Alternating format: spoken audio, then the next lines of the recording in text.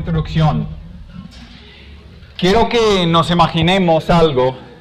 Para algunos no va a estar difícil, para otros va a estar más difícil, pero vamos a imaginar que hoy son los finales de la Copa Mundial. Y vamos a imaginar que está jugando México. Entonces, para algunos, pues a lo mejor eso puede ser muy emocionante, y para otros, pues a lo mejor el americano es mi deporte, no es el fútbol. Entonces, para mí, pues el hecho de que vivo aquí está bien, que van a jugar. Pero vamos a imaginar que está jugando y de cualquier manera, vamos a imaginar esto. Va más allá. Una estrella para este equipo de México, de la selección, es Diego. Diego, ya tengo tu atención ahora, ¿no? Pero ya Diego, pues, es estreno ahí, él es estrella ahí en el equipo, en la selección. Entonces, todos nosotros ya tenemos algo por pensar en este partido, ¿no? Ya tenemos invertido algo, estamos aquí, ok, vamos a ver ese partido, pero vamos a imaginar que hoy juega contra Brasil, vamos a poner contra Brasil. Entonces, ¿quién quiere que gane Brasil? Nadie. ¿Quién quiere que gane México? Todos, ¿no? Entonces, vamos a suponer esto. ¿Cómo te sientes durante el partido? Viendo el partido. Y más si eres familiar de Diego. ¿Sí? Angustia. Sufres, ¿no? Poquito. Ahí se comen las uñas, ¿no? Brincas, saltas, gritas a la pantalla, a la televisión. Me imagino a mi hermano Jesús ahí gritándole a la tele, ¿no? Brincando, saltando y todo. Para arriba, para abajo. Pues cada vez que Diego toque el balón, pues o sale en la pantalla y nos ponemos nerviosos, ¿no? ¿Por qué? Porque no sabemos lo que va a pasar.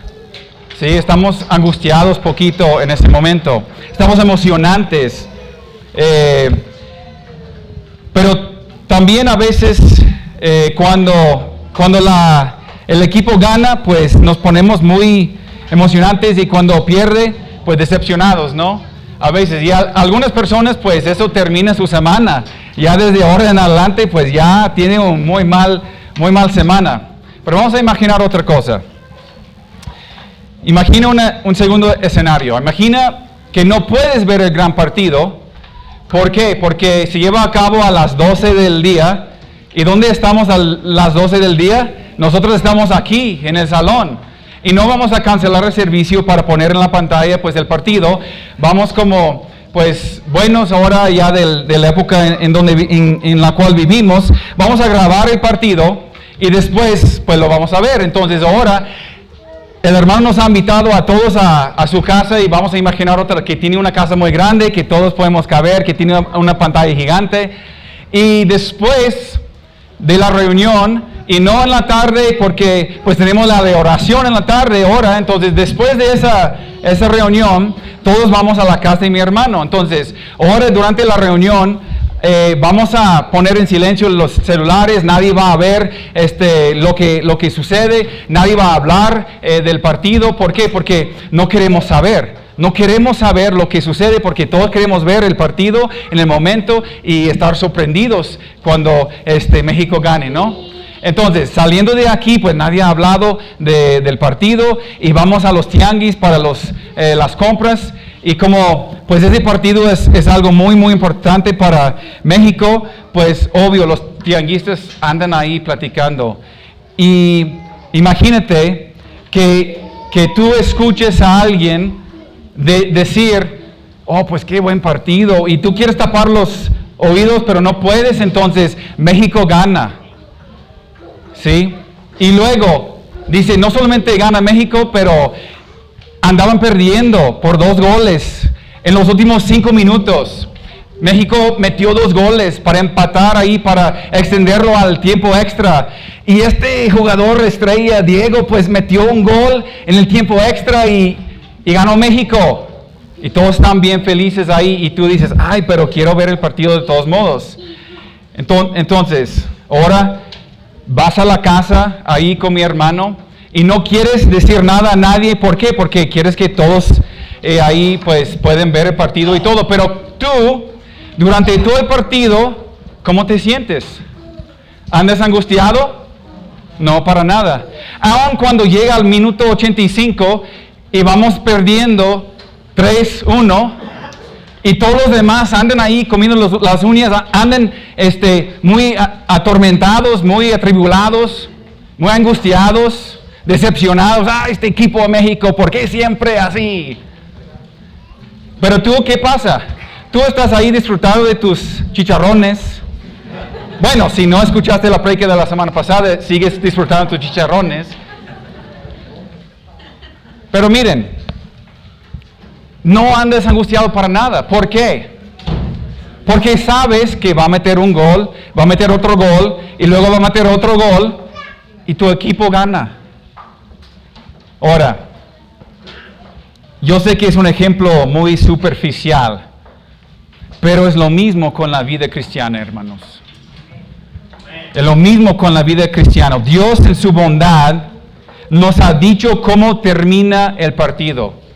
Nosotros estamos viendo el partido y estamos participando en el partido, pero ya sabemos cómo termina el partido.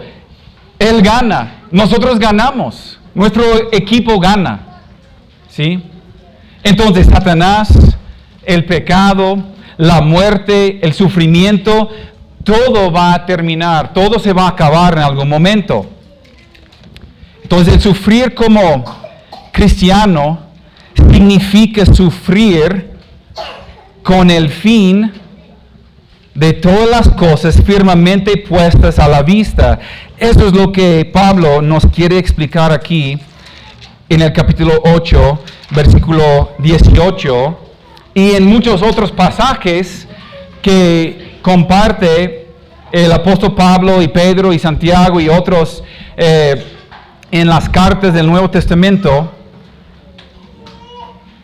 Entonces todas las cosas del fin, la victoria que vamos a tener, pues tenemos todas esas esperanzas ahí a nuestra vista, porque Dios nos ha comentado todo, nos ha dado todo en su palabra. Si leemos en Apocalipsis y los últimos capítulos de Apocalipsis, pues podemos experimentar mucho gozo y mucha esperanza, entendiendo lo que va a suceder al terminar todas las cosas. Pero si no lo haces, eventualmente cualquier esperanza que tengas fallará y estarás aplastado bajo el peso de la realidad en este mundo caído.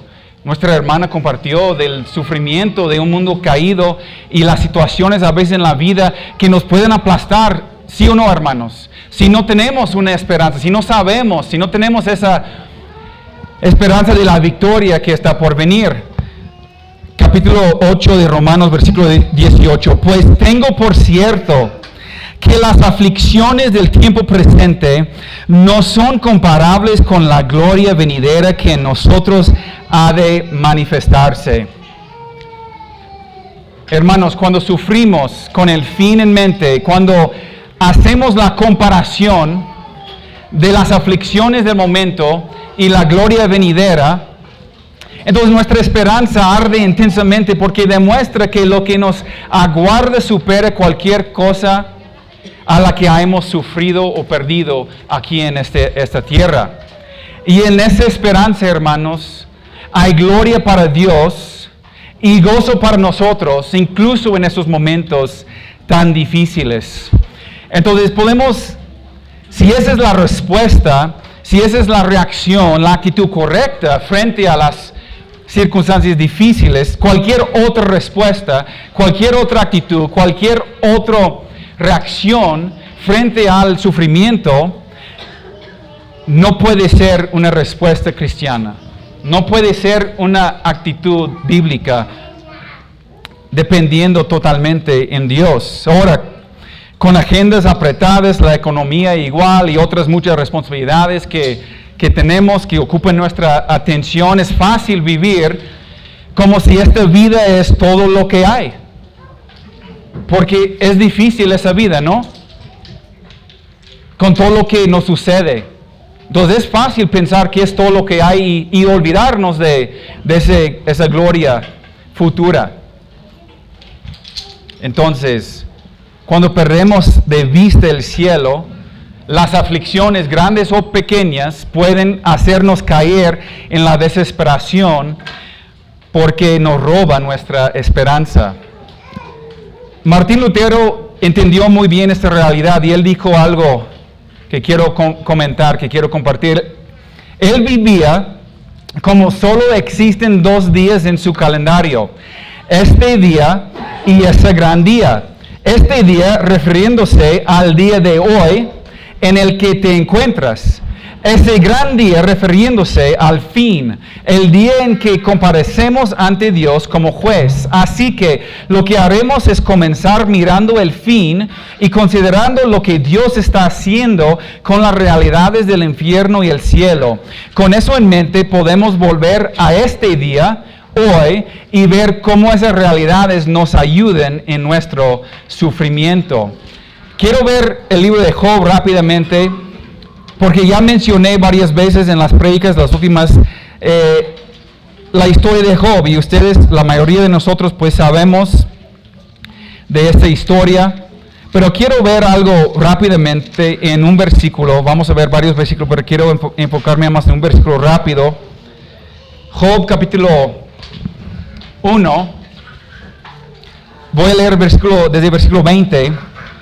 Todos sabemos lo que sucede aquí, que Dios permite que Job sufra mucha pérdida. De hecho, Satanás, pues bajo la soberanía de Dios, es permitido pues llegar y matar a toda la familia de Job, menos él y su esposa. Los únicos que se quedan vivos en su casa, su hogar, todo destruido, todo el sufrimiento que uno puede pensar, pues le sucede a Job. En este primer encuentro, Job y su esposa pues se salen con sus vidas y con su salud y todo. Y en versículo 20 dice, entonces Job se levantó y rasgó su manto y rasuró su cabeza y se postró en tierra y adoró. Y dijo, desnudo salí del vientre de mi madre y desnudo volveré ahí. Jehová dio y Jehová quitó, ser el nombre de Jehová bendito. En todo esto no pecó Job ni atribuyó a Dios despropósito alguno. Y luego sabemos que otra vez vuelve Satanás y se presenta delante de Dios, y Dios le da a Satanás la autoridad para tocar el cuerpo de Job, de darle una enfermedad, de llevarlo a la puerta de la muerte sin quitar su vida. Entonces ahí ahora en versículo 9 de capítulo 2 encontramos Job otra vez. Ahora él ha perdido todo y ahora ha perdido su salud y no tiene absolutamente nada, no tiene ni siquiera su salud, casi no se puede levantarse del suelo. Y dice, entonces le dijo su mujer, ¿aún retienes tu integridad? Maldice a Dios y muérete. Y él le dijo, como suele hablar cualquier de las mujeres fatuas, has hablado, ¿qué? ¿Recibiremos de Dios el bien y el mal no lo recibiremos? En todo esto no pecó Job con sus labios. Hermanos, nada más quería mencionar eso porque funcionamos mejor, las cosas nos van mejor, podemos superar las cosas mejor cuando tenemos esa actitud de Job. Como en capítulo 1 y en capítulo 2, dice que él no maldice al nombre de Dios, no peca contra Dios, ¿sí? En versículo 20 del capítulo 1 dice que él adoró. Cuando tú estás sufriendo algo, ¿tu primer pensar es adorar a Dios? ¿O es pobre mí? ¿Por qué me sucede? Otra vez lo mismo. ¿O es la primera cosa buscar a Dios? Y él tenía esta vista en mente. ¿Por qué? Porque él dice, desnudo llegué a la tierra y desnudo me voy. ¿Sí? Él sabía que lo que era para terminar esta vida y que no iba a llevar nada a la eternidad, menos su espíritu, su alma, su integridad. Entonces él tomó la decisión de no pecar contra Dios. Ese mismo poder que operó en Job, opera en nosotros hoy en día. Nosotros podemos enfrentar cualquier sufrimiento, cualquier tribulación, cualquier aflicción, y podemos tener la misma actitud que tuvo Job. Es la actitud que tuvo Jesucristo.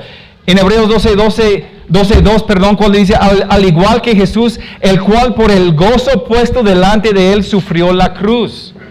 Él no estaba pensando en todas las cosas que le iba a suceder aquí. Él tenía su mirada en el cielo, en la gloria, sus ojos puestos en la meta, delante de Él. Y eso es lo que lo permitió sufrir las cosas. Ahora, hermanos, la prédica de hoy no se trata realmente acerca de la meta, no se trata de mantener nuestros ojos. Ahora vamos a llegar a aplicar la palabra de hoy, lo que vamos a enseñar hoy. Ya hablamos de los propósitos, ya hablamos mucho de eso en los primeros, el primer prédica, en la segunda prédica, ya hablamos de todo eso, acerca de esta gloria venidera, el premio de mantener nuestra mirada en la esperanza, los propósitos de Dios y todo. Pero lo que vamos a ver ahora, vamos a ver algo de las aflicciones que suceden a nosotros, pero luego nuestra respuesta, cómo reaccionamos nosotros. Voy a enseñarles un poco y voy a hablarles acerca de estas piedras que pueden estar en el camino. Los que han salido en bici, en la montaña, pues algunos de aquí pues han practicado eso, y van subiendo y subiendo y subiendo, y todo el tiempo estás pensando en la meta.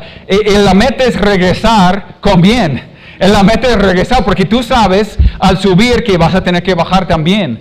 Entonces al subir estás fijando en las piedras, estás fijando a veces en un árbol, o en la raíz de un árbol que pase por ahí, o en un río que cruce, o si hay arena en esa parte, o hay grava en esa curva, y estás haciendo el cálculo ahí, diciendo, cuando regreso, pues tengo que tener cuidado aquí, porque yo sé que hay esas cosas que pueden hacerme caer. Y entonces ahí tú estás pensando no solamente en la meta, pero también tienes presente los obstáculos en el regreso del camino. Entonces, de la misma manera, nosotros también tenemos que pensar de esa manera, y tenemos que velar, como Pedro nos exhorta en 1 Pedro 5:8.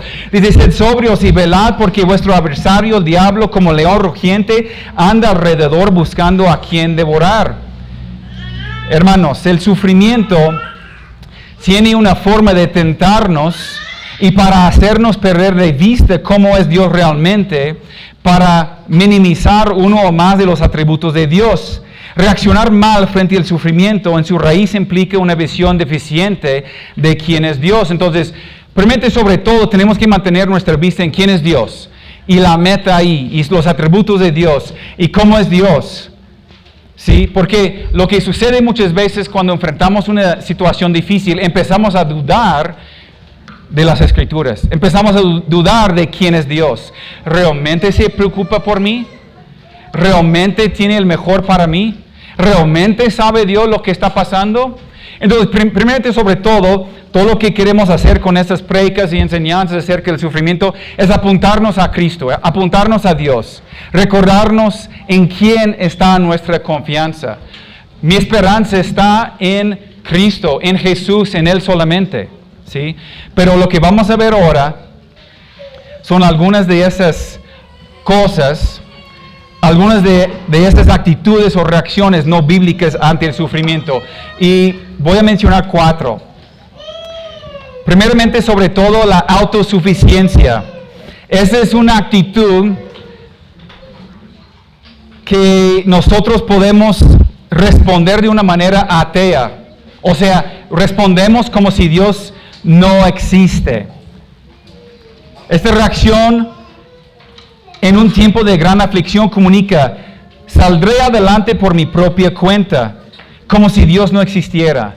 Voy a decirle a la gente que estoy bien, porque no soy la clase de persona que pide ayuda.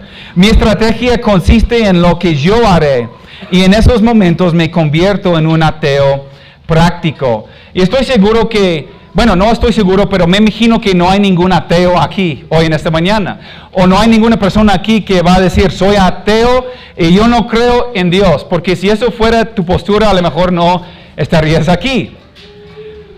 Y estoy seguro que ningún hijo de Dios, ningún cristiano tampoco va a decir: no, pues soy ateo. No es posible ser ateo y también ser cristiano, ser hijo de Dios. Pero lo que pasa es que en la práctica muchas veces nos convertimos en ateos.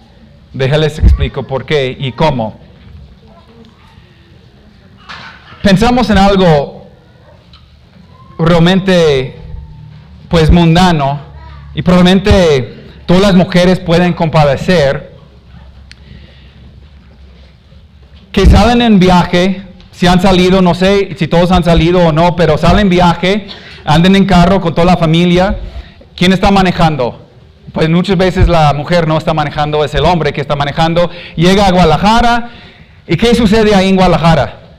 Se pierde, ¿sí? Ay, no sabemos dónde estamos. ¿Dónde estamos, mi amor? ¿Y qué hace su esposo? Déjame parar aquí y voy a preguntar direcciones. ¿Quién hace esto? Ningún hombre. ¿Por qué? Yo puedo. No te preocupes. Yo sé exactamente dónde estamos. ¿Y qué pasa? Todos en el carro pues andan ahí con miedo, ya un poco temerosos, ya empiezan a enojarse incluso. Pues ¿por qué no pares y por qué no llegues aquí y preguntes? ¿Por qué no llegues y pides dirección? No, porque estoy bien, porque todo bien, tengo todo bajo control. ¿Sí? Todo, sí. Incluso empezamos a inventar excusas. No, es que yo quise venir por ese rumbo. Yo quería ver este edificio, ¿no? Bueno, es el orgullo. Es el orgullo. Somos muy buenos los varones con el orgullo en esos momentos. Hay algo acerca de pedir ayuda que es humillante. Y desde que Adán y Eva cedieron ante la tentación de pensar que podían estar mejor si fueran Dios, independientes, autosuficientes, con el poder de decidir lo bueno, desde ese momento la humanidad ha sido infectada con una negación a admitir que necesitamos ayuda, incluso cuando estamos sufriendo. Hay veces que preferimos sonreír y soportar el problema en vez de pedir ayuda y ser vistos como débiles. Eso es una actitud atea frente a nuestro sufrimiento. ¿Sí? Dentro de la iglesia cristiana, esas personas son las que nunca comparten una petición de oración. Son las personas que nunca piden consejo en su matrimonio. Incluso esas personas son los matrimonios que se divorcian y todos los hermanos de la iglesia dicen, ¿ese matrimonio? ¿Cómo es posible que ellos? Si ellos se divorcian, pues no hay esperanza para nadie. Hermanos, el divorcio no sucede de un día para otro. Esa gente muchas veces no buscan la ayuda. Si no piden ayuda. Hay los que sí, pero hay los que no. Que pasan muchas cosas y nunca busquen el consejo, nunca busquen a Dios, no busquen a un hermano o hermana más espiritual, más maduro para ayudarlos en esos momentos. En una necesidad, no expresen su necesidad física, emocional o espiritual. No son personas transparentes. Son personas que siempre ponen la cara. ¿Cómo estás, hermano? No, estoy bien, gracias a Dios. Estoy bien. Gloria a Dios. Estamos bien. O son las personas que dicen, siempre hemos sido de esas personas que solucionamos nuestros propios problemas. De hecho, eso es como hemos manejado, pues antes de conocer a Cristo y ahora conociendo a Cristo, pues somos de esas personas. Mire, ese puede ser una actitud de orgullo, de autosuficiencia, de no depender en Dios y no permitir que Dios obre a través de los hermanos y la familia de Cristo. Pueden incluso estar sufriendo algo muy personal, muy difícil y no comparten porque o en algún pasado me lastimó al compartir algo personal y algo íntimo y jamás vuelvo a confiar en la gente, entonces ya no voy a compartir, ya no voy a abrirme. O como ya mencioné, porque no quiero ser vista como débil.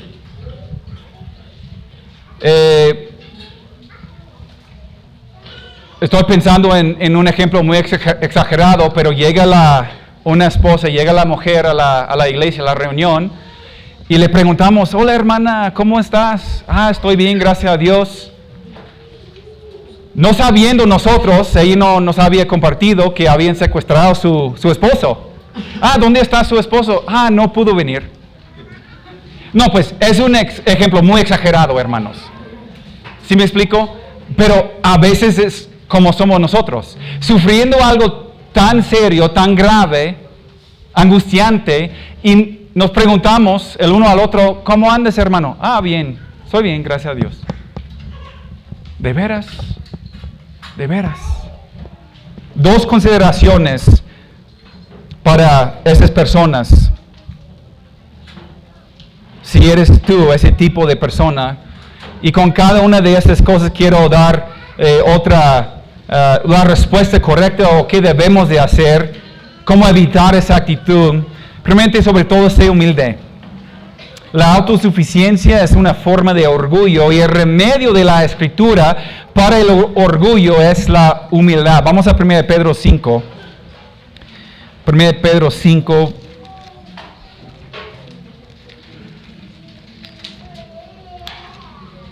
Versículo 6.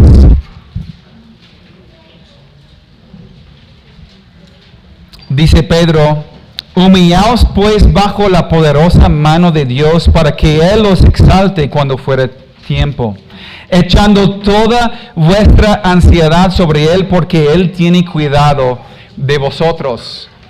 Hermanos, este versículo nos dice 3 cosas. Primero, reconocer la autosuficiencia como orgullo, lo cual debería confesarse como pecado. En segundo lugar, reconoce que Dios es el Salvador poderoso y no tú. Y tercero, demuestra que la humildad consiste en echar tus cargas sobre Él. ¿Sí? ¿Tienes todo bajo control? No. Porque no tienes control de nada.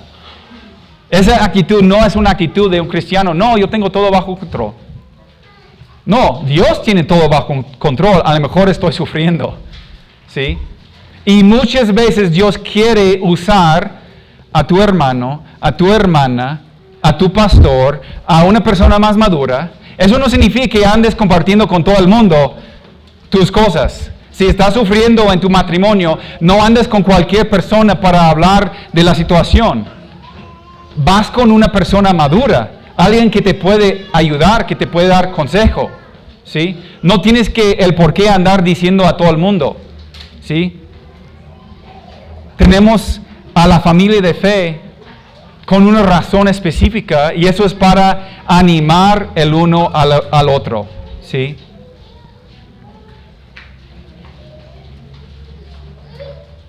Entonces busques la ayuda de Dios, la ayuda de los hermanos más maduros en la fe para compartir sus cargas y necesidades. Y en segundo lugar, considere los propósitos de Dios para tu sufrimiento. Hebreos 11. Rápido porque ya mencionamos eso la semana pasada.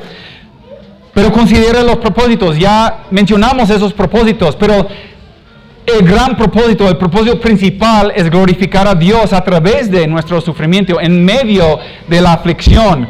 Entonces en Hebreos 11, lo leímos la semana pasada, pero rápido quiero leerlo de nuevo.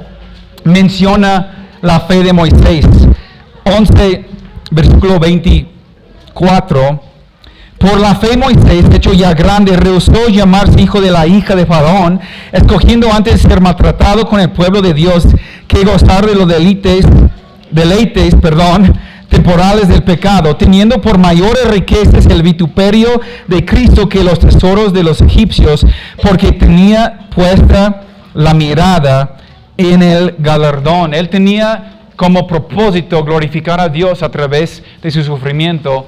Entonces tenemos que tener esa misma actitud, considerando cuáles son esos propósitos que Dios puede tener. Y si yo me encierro, y si yo digo, solamente yo, nadie más, yo puedo, no necesito ayuda, lo que estamos diciendo es que estamos tan orgullosos por no permitir que Dios obre en nuestra vida a través de la familia de fe en donde nos ha puesto. Y yo entiendo, hermanos, en muchas iglesias, incluso aquí a lo mejor, tú has sido lastimado porque has compartido algo y ese hermano, pues, no sé, que no ha guardado su confianza en esa manera, y entendemos que eso puede suceder.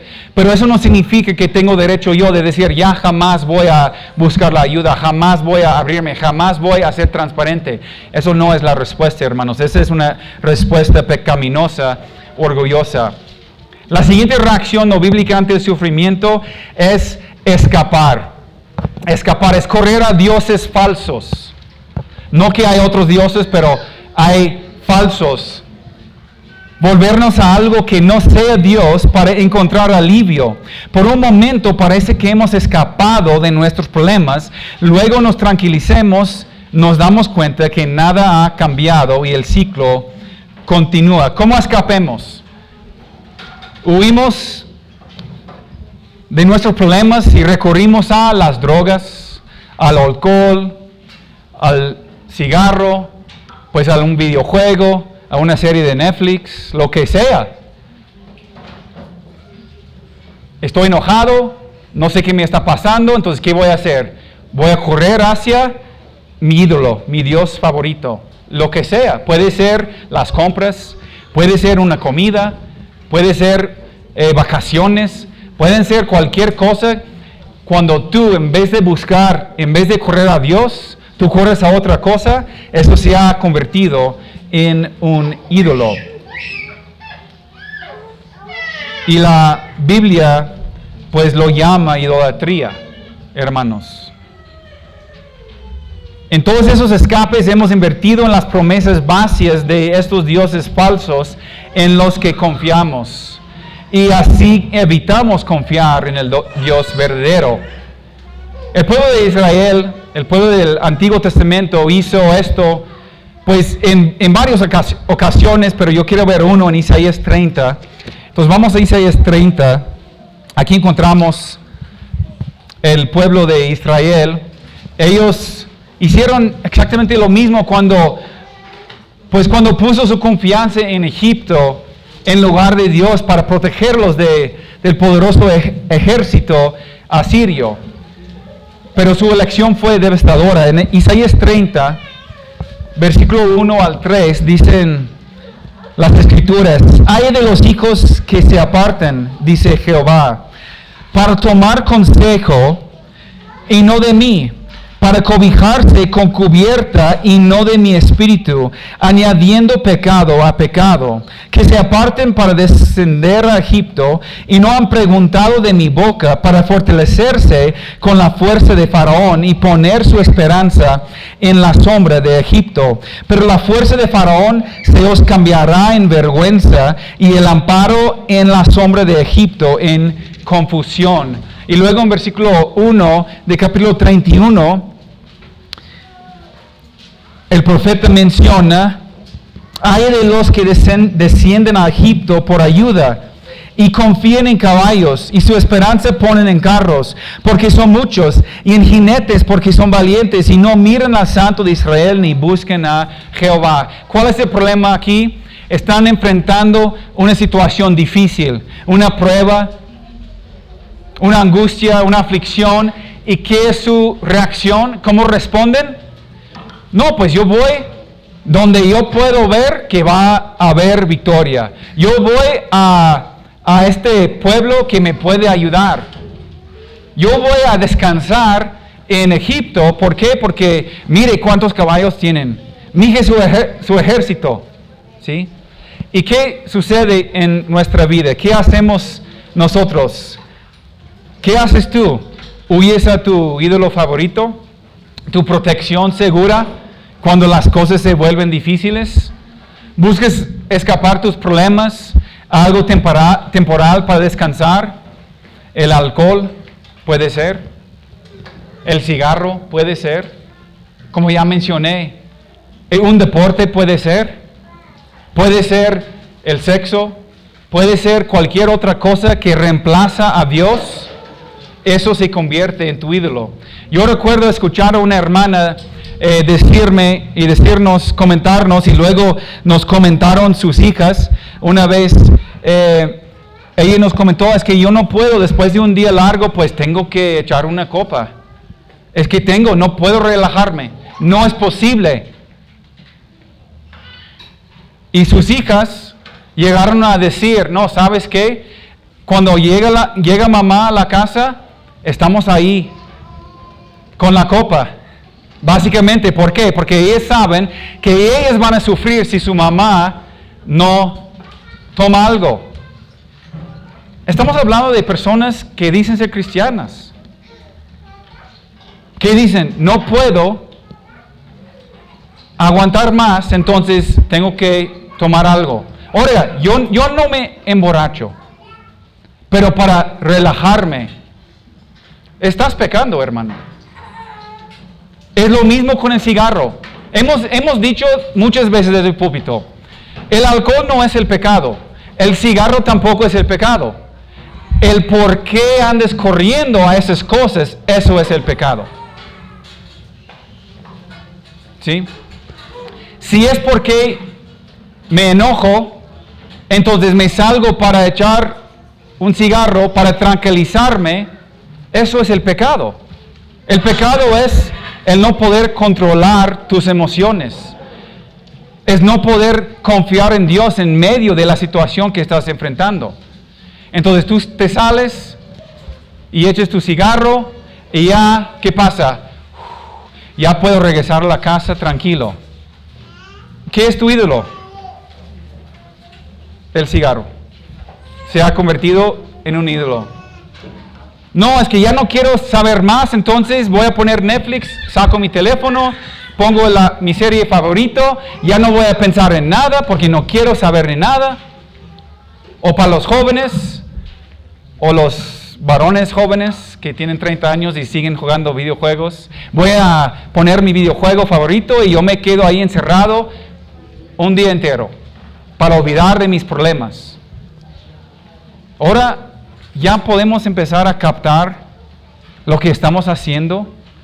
Todo esto se convierte a un ídolo y estamos corriendo a estos dioses falsos para tapar el problema del corazón.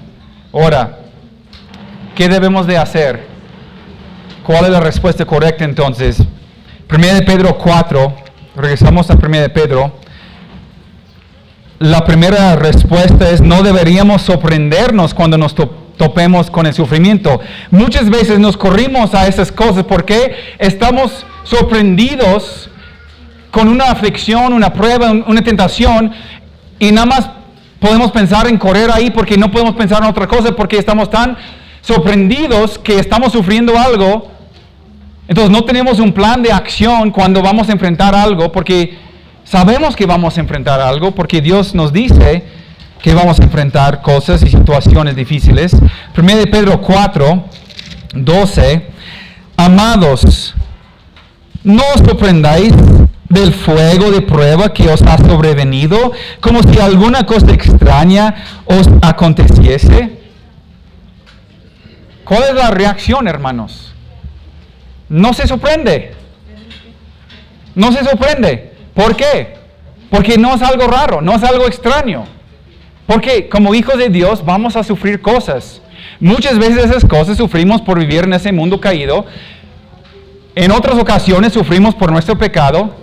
En otras ocasiones sufrimos porque Dios en su soberanía quiere que suframos. Pero no debemos de sorprendernos al encontrarnos en una discusión con nuestra esposa, o en un pleito con el vecino, o en una situación en nuestro trabajo que es muy difícil. Y yo quiero llegar a la casa, y si mi tendencia o si mi pasado siempre ha sido, llego de la casa, del trabajo, llego a la casa y tengo que agarrar la cerveza, si eso es nuestra historia, nuestro pasado, nuestra tendencia, tenemos que poner protecciones, hermanos. Si eso es tu tendencia, no te sorprendes cuando tienes un mal día, pero quita ese alcohol de tu casa. Deja de comprar el cigarro. Quita el Netflix de tu teléfono. Si tienes que destruir estos videojuegos, pues los destruyen. Los varones, la pornografía. Ya hemos mencionado muchas veces desde aquí ese pecado. Pues ya no estoy realizado, entonces corro a ese placer. Ese placer. En vez de correr a Dios. Entonces la segunda cosa que debemos hacer es correr hacia Dios. La lectura, oración, las disciplinas espirituales, el convivir con los hermanos. Tenemos que enfrentar la realidad, por muy difícil que sea, y confiar en Dios. Pero muchos de nosotros estamos tan acostumbrados a correr a nuestro ídolo favorito. Y la verdad, no somos diferentes en ninguna manera que estos afuera que andan cargando este ídolo, esa estatua, aquí al jardín y cantando a la Santa María, siempre Virgen, Madre de Dios. ¿Te has fijado en eso? Que no eres diferente que aquellos. Cuando esas cosas se convierten en un ídolo. Nosotros estamos muy prontos para decir, miren a estos pecadores ahí afuera que anden cargando sus ídolos, sus imágenes que están en sus casas, pecadores. Pero tú, ¿estás corriendo a esas cosas igual como ellos? Si eso eres tú, pues arrepiéntete de eso. ¿Sí? Como hijos de Dios no tenemos el por qué andar buscando esas cosas. Debemos estar buscando la palabra, a los hermanos, la meditación en la Escritura, la memorización de la palabra de Dios, el convivir los unos con los otros para hacer cosas edificantes, para ser edificados.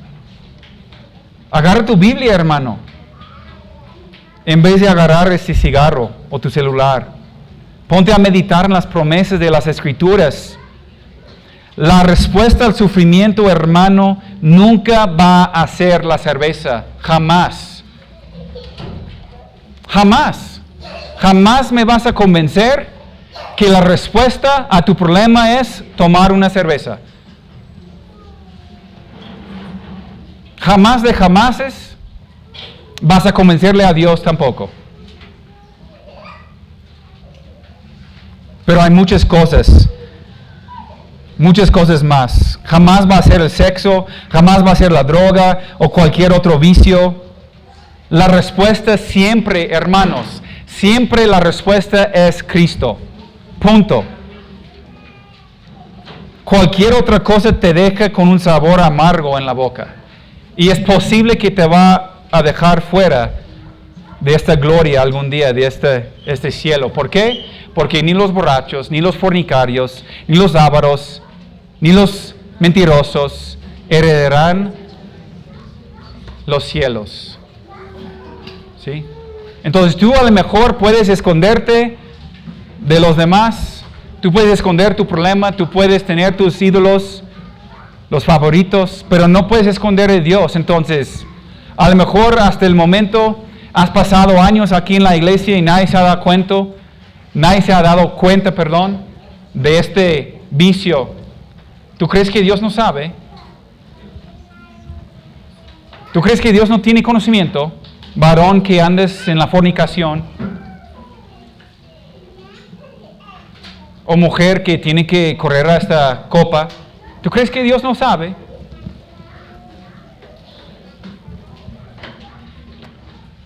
Mire,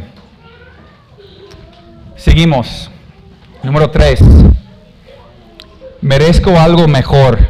Ya lo hemos mencionado, pero sentimos que Dios nos ha traicionado. He mantenido una conducta impecable, lo he obedecido y Él debería darme una vida agradable y cómoda. Se supone que a la gente mala le pasan cosas malas, no a mí. Nosotros somos los buenos.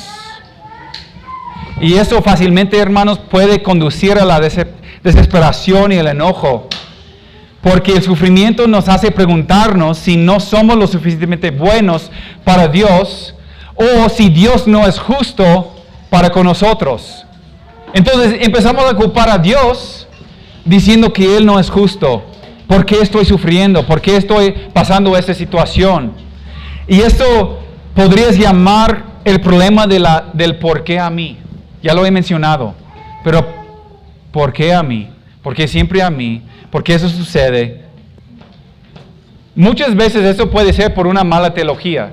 Ya lo mencioné hace 2 domingos, que esa teología de la prosperidad, de que los que lleguen a Cristo pensando que Dios va a mejorar su vida, que Dios les va a dar cosas. Entonces, si tenemos esa teología, ese pensar, entonces claro que sí, cuando sufrimos algo, cuando pasamos por una aflicción, una tribulación, una situación difícil, obvio que vamos a decir, Dios, tú no eres justo. Porque tenemos una teología que pues no permite el sufrimiento. Entonces el problema del por qué a mí ciertamente tiene una mala teología a la raíz. Pero esta falsa estrategia durante el sufrimiento está basada en una visión falsa de las promesas de Dios. Entonces debemos de tener, vuelvo a repetir, debemos de entender quién es Dios, cómo es Dios. Debemos de mantenernos aquí en la palabra con una relación íntima con el Dios de la Escritura para poder no llegar a tener ese pensamiento. La mera verdad es que lo único que merezco yo es el castigo, el infierno. No es justo que nosotros pasemos un día bonito aquí en la tierra. Si vamos a hablar la verdad, eso no es justo. ¿Por qué? Porque todos merecemos el castigo. No es justo que Jesucristo tomó mi lugar, que Jesucristo pagó el precio, que Jesucristo sufrió la muerte. Eso no es justo. Es perfectamente justo que yo sufro. No es justo que Dios mató a su propio hijo en tu lugar y en mi lugar. Eso no es justo. Aunque sabemos que no hay injusticia en Dios y por eso Él lo hizo, y Dios es justo, perfectamente justo, entonces no podemos llamarle injusto por eso, pero si pensamos con una mente, humanamente hablando, un razonamiento humano, tenemos que llegar a esa conclusión. Entonces, ¿cómo podemos evitar esa actitud? Regresamos a 1 de Pedro, ya estamos ahí. Versículo 13. Gócense porque los planes de Dios son mayores y mejores que los nuestros. Versículo 13 dice, sino gozaos por cuanto sois participantes de los padecimientos de Cristo, para que también en la revelación de su gloria os gocéis con gran alegría. Hermanos, en lugar de estar sorprendidos, Pedro nos dice que debemos de gozarnos porque los planes de Dios son mayores y mejores que los nuestros. Y la segunda cosa que debemos hacer es mirarlo desde la perspectiva de Dios. Salmo 73. Vamos a Salmo 73, hermanos. Salmo 73. Asaf se dio cuenta de esto mientras luchaba por confiar en Dios. El impío a su alrededor estaba prosperando. Él sufría y el impío prosperaba. Y comenzó a preguntarse si había confiado en Dios en vano. Y aquí en Salmo 73, versículo 1, ciertamente es bueno Dios para con Israel, para con los limpios de corazón. En cuanto a mí, casi se deslizaron mis pies, por poco resbalaron mis pasos, porque tuve envidia de los arrogantes, viendo la prosperidad de los impíos. Entonces, ¿qué empieza a hacer Asaf aquí? Dios me va a recompensar, me va a dar recompensa. ¿Por qué? Porque soy bueno, soy una persona buena. ¿Sí? Pero miren lo que sucede. En versículo 11. hablando de los impíos, y dicen, ¿cómo sabe Dios? ¿Y hay conocimiento en el Altísimo? He aquí estos impíos, sin ser turbados del mundo, alcanzaron riquezas. Verdaderamente en vano he limpiado mi corazón y lavado mis manos en inocencia. Entonces él empieza a cuestionar y decir, no, pues si ellos viven sus vidas y no tienen problemas, pero yo estoy viviendo una vida recta y me suceden cosas malas, entonces, ¿tiene razón vivir de esa manera? ¿Por qué ando luchando? ¿Por qué ando batallando? ¿Por qué ando apartándome de la maldad? Si esos impíos prosperan. Eso era la pregunta de Asaf. Pero algo cambió.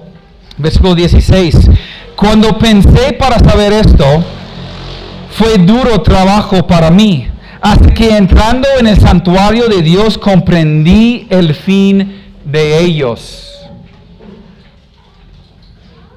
Desde una perspectiva humana limitada, no podía darle sentido. Pero cuando lo miró desde la perspectiva de Dios, cuando él entró en el santuario, dice, él entendió el propósito de Dios para ellos. Y está hablando en ese momento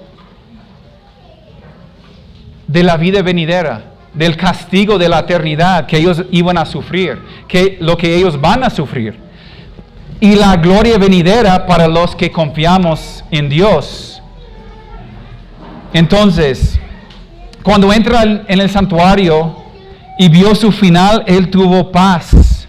Y comparado con un Dios sabio, él declara en versículo 21, se llenó de amargura mi alma y en mi corazón sentía punzadas, tan torpe era yo, que no entendía, era como una bestia delante de ti. Con todo yo siempre estuve contigo, me tomaste la mano derecha, me has guiado según tu consejo, y después me recibirás en gloria. ¿A quién tengo yo en los cielos sino a ti? Y fuera de ti nada deseo en la tierra. Mi carne y mi corazón desfallecen, mas la roca de mi corazón y mi porción es Dios para siempre.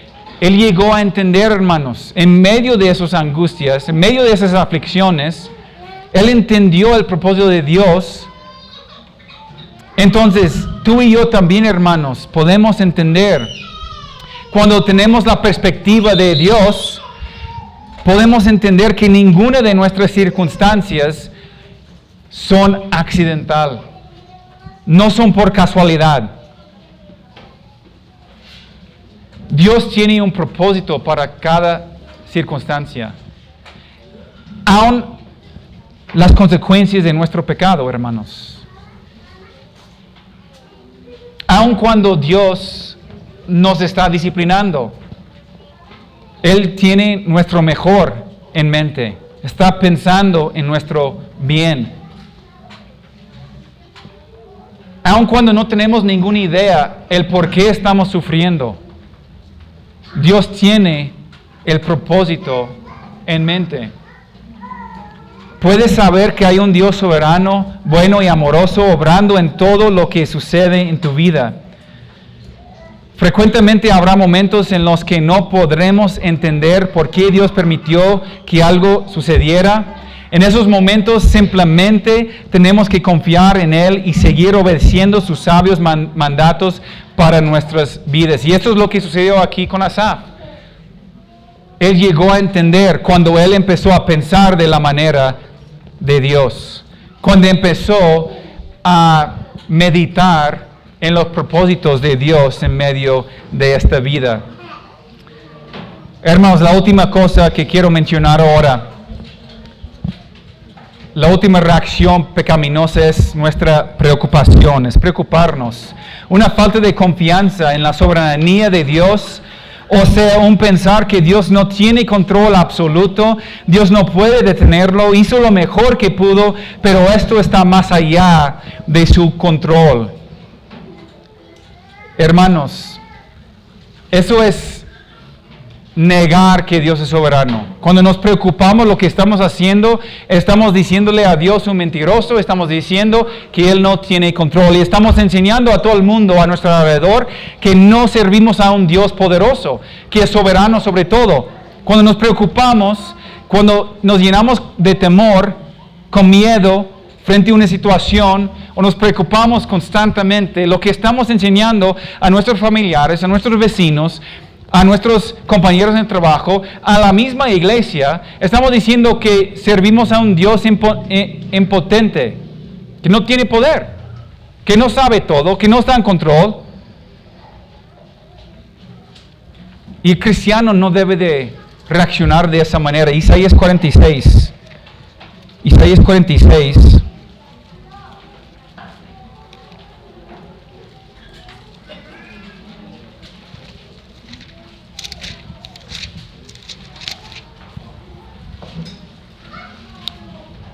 Isaías 46, versículo 3.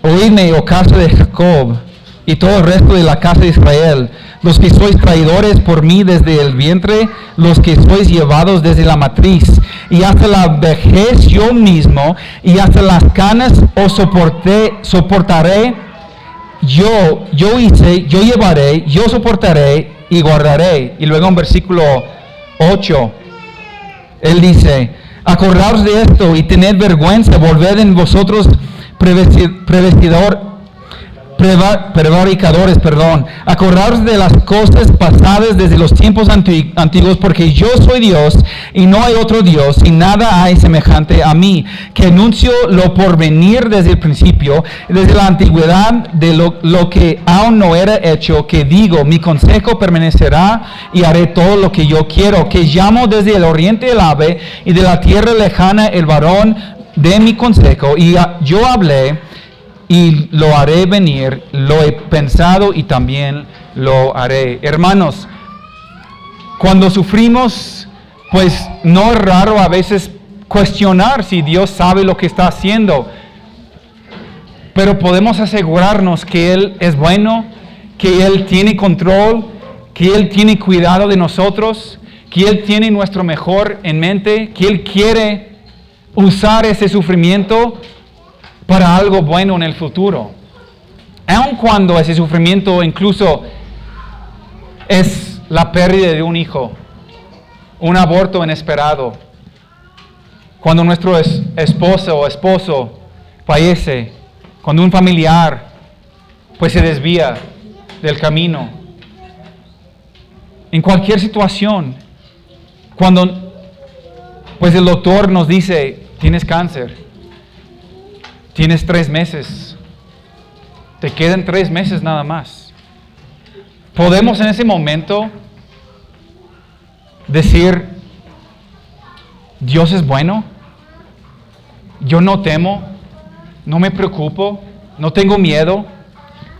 Paul Washer comparte una historia cuando él era misionero en Perú hace muchos años, donde los secuestran, unos malos los secuestran. Y él los suben a una camioneta o algo, y creo que lo tapan sus ojos y todo, y ellos le preguntan, ¿no tienes miedo? Y él dijo, sí, tengo miedo, tengo mucho miedo. En ese momento tengo mucho miedo. Y ellos dicen, sí sabíamos, ¿por qué? Porque esa es una situación pues para tener mucho miedo. Y él dice, no, tengo miedo por ustedes. Y dicen, ¿cómo es posible que tienes miedo por nosotros? Nosotros tenemos las armas, nosotros te hemos secuestrado, vamos a golpearte, lo que sea.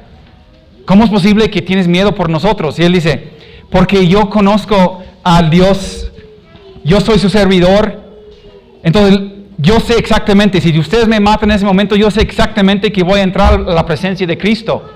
Pero lo que temo es que ustedes no sabían que habían secuestrado un servidor de Dios. Y yo temo las consecuencias que van a sufrir ustedes después. No solamente aquí en la tierra, pero en la eternidad. Lo dejaron ir en ese momento.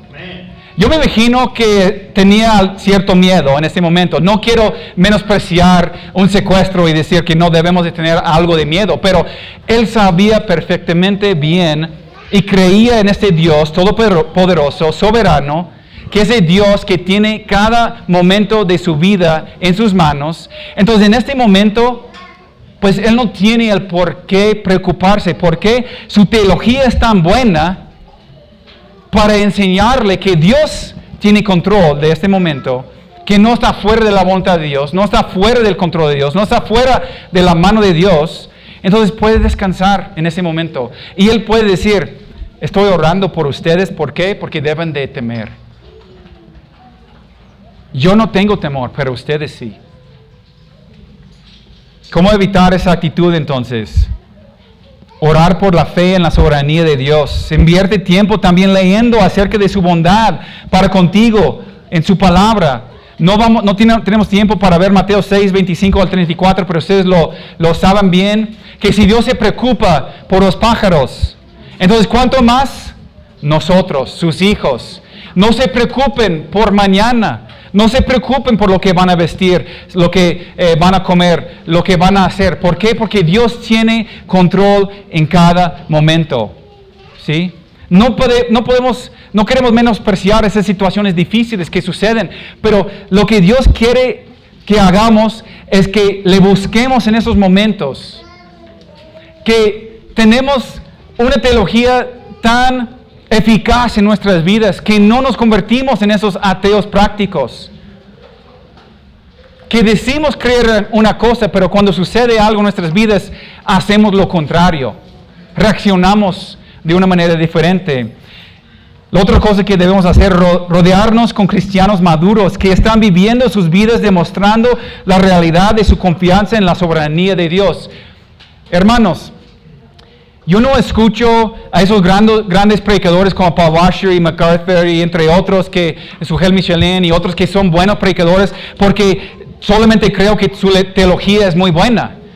Los escucho porque si yo tuviera oportunidad de estar en su presencia, quisiera estar ahí al lado de ellos, aprendiendo de sus experiencias, porque son hombres maduros, son hombres de fe. ¿Por qué leemos todos las historias de los misioneros del pasado?